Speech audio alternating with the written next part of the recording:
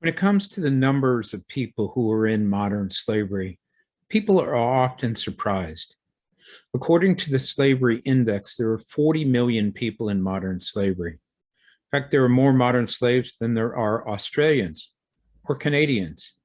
In fact, there are more modern slaves than any other time in history. Out of this number, about 15 million of them would be forced marriage situations where a person is forced into a marriage not for the purpose of having a traditional marriage, but to be kind of a slave within a family. The other 25 million would be kind of forced labor cases. About 12% of them would be forced prostitution cases. The rest are traditional forced labor cases, fishing boats, sweatshops, the types of trafficking cases we see all around the world. Out of the 40 million, about 16 million of them are associated with supply chains or the private sector.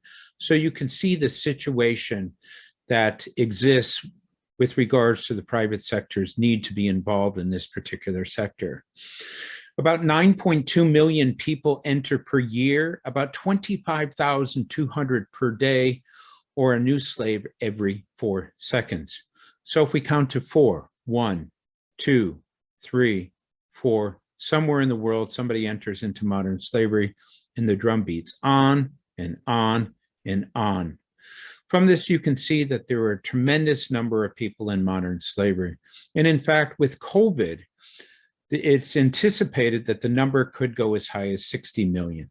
And the reason for this is that you have people who have regular jobs, and then all of a sudden COVID hits, orders aren't coming in, factories close, they're sent home, they're quarantined, they're sitting in their homes with very little savings. So eventually their savings run out and they have to borrow money. Once you borrow money, you are vulnerable to be exploited because the people who borrow the money will eventually say, well, if you can't pay the money back, I need a family member to come with me and work in a factory.